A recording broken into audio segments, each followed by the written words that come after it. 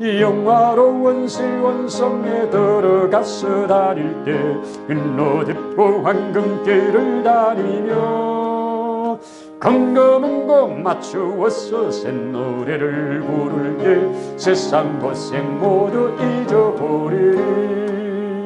나의 주를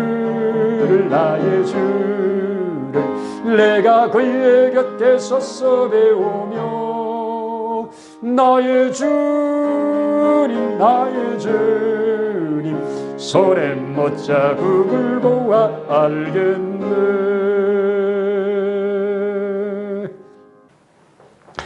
살아계셔서 지금도 믿는 자들을 붙드시고 그 하나님의 하나님 되심을 드러내시기를 기뻐하시는 아버지 하나님, 오늘 이 시대에 우리가 그러한 사람으로 하나님 앞에 믿음 바 되어지는, 그래서 하나님께 붙들림 바 되어 이 땅을 살아갈 수 있기를 소원합니다.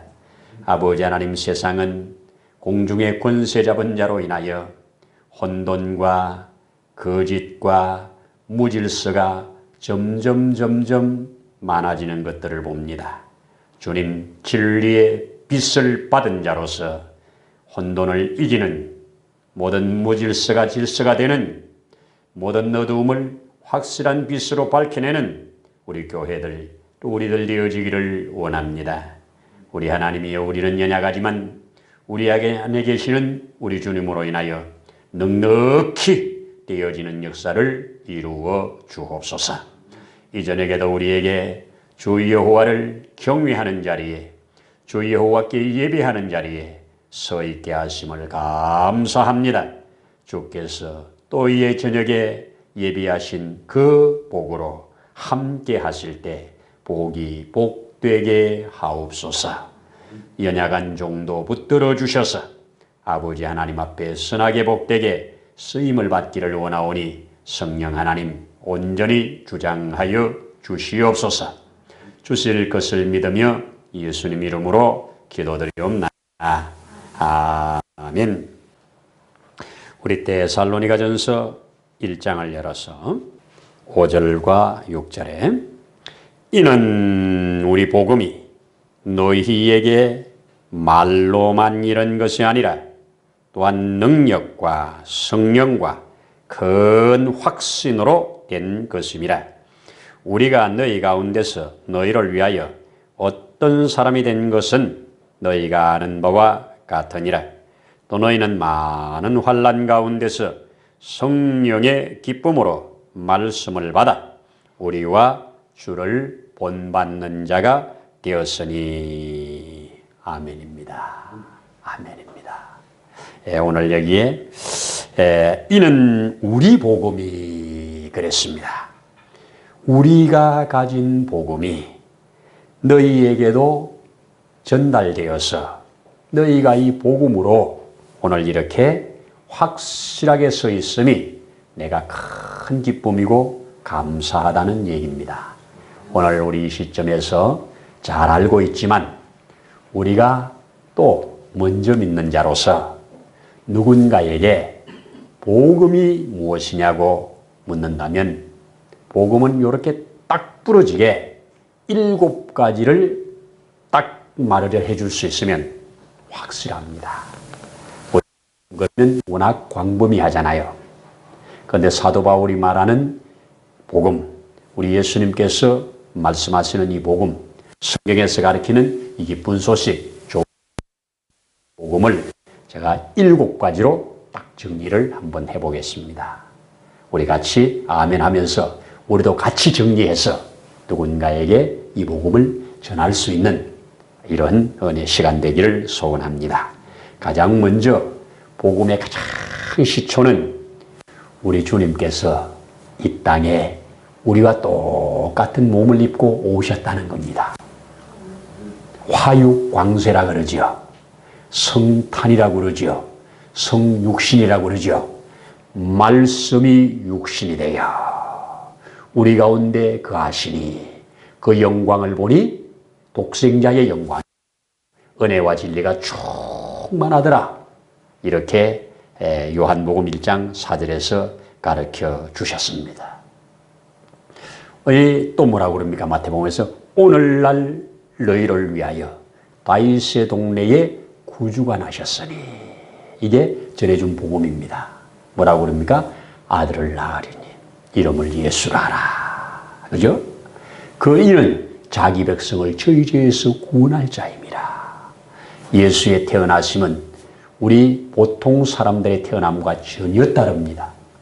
이 지구촌에 한 번도 일어나지 않은, 오직 한 번만 탄생된, 남자 없이 여인의 몸에서 태어난 독생하신 하나님이십니다.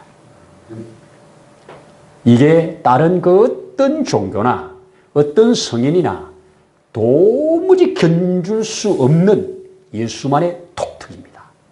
그래서 예수님은 하나님께로부터 직접 보냄을 받은 자로 여인의 몸을 잠시 빌려서 육신을 입으시고 우리와 합같은 몸으로 살아주셨습니다.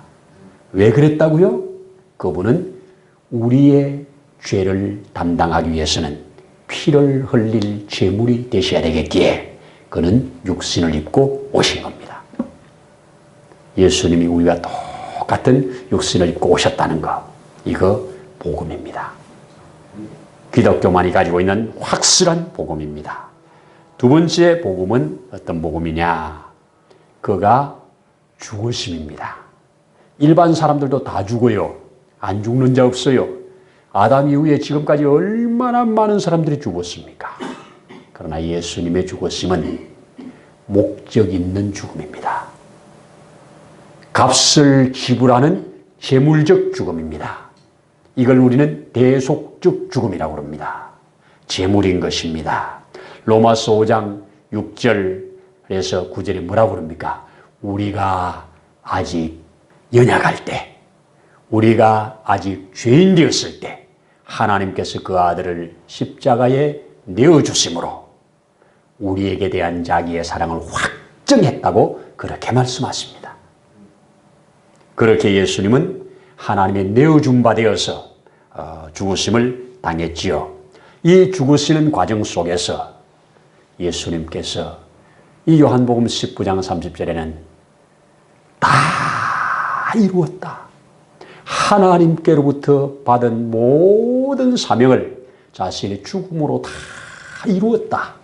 그래서 예수님의 죽으심은 일반 사람들 그 누구와 비교할 수 없는 대속적 죽음, 그 대속적 죽음 때문에 저와 여러분들이 전부 구원을 받을 수 있는 이 길이 열린 겁니다. 진실로 얼마나 이게 놀라운 능력입니까? 그 누구도 내가 너를 위해 죽어줄게가 아니라 우리 친히 이 땅에 오신 그 예수님만이 그렇게 하셨기 때문에 대속적 죽음, 그의 죽으심은 힘이 없어 죽은 거 아니고, 가룟 유다 배신 때문에 죽은 거 아니고, 로마 정부 때문에 죽은 거 아니고, 유대인들의 관계 때문에 죽은 거 아니고, 친히 자신의 몸으로 제물을 삼아내기 위한 겁니다. 앞서 말씀드린 로마라든지 유대인이라든지 가룟유다라든지 빌라도라든지 다 예수님의 대구속사역을 위한 죽으심에 쓰임받은 자들 뿐입니다. 그래서 예수님은 확실한 처음부터 저희 죄를 위하여 죽으러 오신 분이기 때문에 그렇게 이룬 겁니다. 세 번째는 뭐냐? 죽으심으로 끝났으면 복음이 될 수가 없지요. 바로 부활입니다. 기독교의 가장 파워풀한 부활. 왜 예수님의 부활이 파워풀하냐? 예수님의 부활도 파워풀하지만 예수님의 부활이 곧 우리의 부활이기 때문에, 예수님의 죽으심이 우리의 죄를 용서받고 구원받는 길이기 때문에 예수님의 부활은 바로 내 부활. 아멘 아닙니까? 그래서 고린도전서 15장에서 뭐라고 합니까? 성경대로 죽으시고 성경대로 사흘 만에 살아나사 게바에게 보이시고 그 후에 500여 형제에게 보이시고 그 후에 야고보에게 보이시고 그 후에 모든 제자 사도들에게 보이시고 그 후에 만삭되어 나지 못한 나 같은 자에게도 보이셨느니라. 이렇게 확실하게 말을 해줍니다. 그러면서 예수의 그 부활은 곧 이 땅의 모든 사람들을 위한 그 부활의 보정이 되신 것입니다. 이래서 예수 부활이 우리 기독교의 가장 파워풀한 능력 있는 복음인 줄로 믿습니다. 그 다음에 부활하신 이후에 또 네 번째가 뭡니까? 승천입니다. 부활해서 이 땅에 잠시 머무는 게 아니라 그는 하나님의 보좌 우편으로 올라가신 겁니다. 승천할 때 갈릴리 사람들이 다 쳐다보고 있지 않았습니까? 천사들이 나타나서 뭐라고 합니까? 갈릴리 사람들아, 어찌하여 하늘을 쳐다보느냐? 너희가 보는 그대로 다시 오시리라. 이러면서 그의 승천하심을 알려주십니다. 이렇게 성경은 우리에게 예수님의 승천을 확실하게 알려주시고요. 그 다음에 다섯 번째가 바로 보좌에 앉으심입니다. 모든 사역을 다 마치시고 그는 하늘로 올라갔습니다. 우리 요한계시록에 보면 하늘로 올라가지 못하게 하려고 붉은 용이 얼마나 방해를 합니까? 예수님이 위로부터 받은 철장 권세를 가지고 그를 깨뜨리고 올라갑니다. 올라가서 마침내 그 보좌에 자정하셔서 뭐 하시느냐? 저와 여러분들을 위하여 중보 기도하고 계신다고 성경이 우리에게 알려주고 있습니다. 그렇지요? 그래서 여기에 히브리서 7장 25절에 자기를 힘입어 하나님께 나아가는 자들을 온전히 구원할 수 있으시다고, 이는 그가 항상 살아계셔서 저들을 위하여 간구하심이라. 하나님의 보좌 우편에서 지금도 그를 믿는 자, 그 앞에 나오는 자들을 위하여 간구하고 계신다고. 우리 스데반이 순교하는 그 순간 보좌에 계시던 앉아 계시던 주님이 벌떡 일어나셔서 스데반을 맞으러 나오시는 장면을 우리가 잘 볼 수가 있습니다. 그렇습니다. 그리고 이제 여섯 번째가 바로 이 보좌에 앉으신 후에 이제 때가 되면 재림할 것이 남았습니다. 보좌에 앉으신 것까지는 우리 입장에서 과거입니다. 다 이루어졌습니다. 이제는 재림하실 일은 남았습니다. 그래서 우리는 재림을 바라보면서 살아갑니다. 주님이 오실 그날에 내가 주님 앞에 들림을 받는 이런 날을 바라보면서 사는 거지요. 자, 영광스러운 재림. 주님이 뭐라고 하십니까? 가시기 전날 밤에 제자들에게 너희는 마음에 근심하지 마라. 하나님을 믿으리 또 나를 믿으라. 내 아버지 집에 거할 곳이 많다. 내가 처소를 예비하러 간다. 가서 처소가 예비되면 다시 와서 너희를 내게로 영접하여서 나 있는 곳에 너희도 있게 할 거다. 이렇게 확실하게 저들에게 말씀을 해주고 가셨습니다. 오실 겁니다. 특별히 우리 지금 데살로니가 전서나 주된 주제가 주님의 재림입니다. 주님은 오십니다. 우리가 생각할 때 늦었지 하나님 편에서는 하루가 천년이요 천년이 하루 같다고 하셨으니까 우리 계산과 하나님의 계산이 시간이 다를 뿐이지 그분은 반드시 약속하신 것은 이루십니다. 오고야 마실 것입니다. 그때 올 때 우리는 영광 중에 그분을 맞이해야 되지요. 그래서 우리 조금 전에 찬송도 불렀잖아요. 내가 주가 맡긴 모든 역사를 다 마치고 주님 앞에 갈 때 주님이 우리를 맞아줄 거고, 또 우리가 주님이 오실 때까지 살아있다면 우리 살아남은 자도 다 주님과 함께 만남을 가지게 될 겁니다. 뭐라고 그럽니까? 우리 데살로니가전서 4장에서 그렇게 말하지요. 주께서 호령과 천사장의 소리와 또 하늘로부터 나팔 소리를 쫓아 친히 강림하시리니, 그렇죠? 죽은 자들이 먼저 일어나고 그 다음에 살아있는 우리도 변화를 받아 그가 공중으로 끌어올려 그와 함께 있으리라. 이렇게 확실하게 선포해 주셨습니다. 영광스러운 재림. 이 재림 신앙이 우리로 모든 어려움을 이기게 합니다. 아멘 아닙니까? 그렇습니다. 그렇습니다. 이 영광스러운 재림 후에 우리는 어떻게 됩니까? 마지막 일곱 번째 복음, 바로 저와 여러분들이 누릴 영원한 천국입니다. 우리는 이 땅에서도 주의 은혜로 각양 좋은 것들을 받아서 살지만 이 땅에서는 눈물을, 아픔을, 괴로움을 그런 것들을 계속 겪으면서 살 때 주님이 그곳에서는 뭐라고 합니까? 다시는 눈물이 없을 거다. 다시는 아픔이 없을 거다. 다시는 등불이 필요 없다. 다시는 어떤 것에 얽매이는 것이 필요 없는 완전한 자유 속에서 그분과 함께 영생을 누릴 것이다. 이것이 성경이 우리에게 가르쳐 주는 자입니다. 요한계시록 7장에 보니까 이 사람들이 누구냐? 큰 무리가 하나님 앞에 모여서 찬양을 드리는데 물어요. 이 자들이 누구냐? 그랬더니 이 흰옷 입은 이 자들은요, 어린 양이 어디로 인도하든지 따라가던 자들입니다. 이 사람들은 그 자기들의 죄를 어린 양의 피에 그 옷을 씻김 받은 사람들입니다. 이렇게 말하면서 그들의 눈에서 눈물을 다 닦아주시잖아요. 여러분, 이게 단순한 기대가 아니라 이루어질 사실입니다. 성경은 이것을 확실하게 말해줍니다. 그렇기 때문에 우리는 오실 주님을 기다리면서, 오실 주님을 기대하면서 그날을 바라보면서 살아가는 것입니다.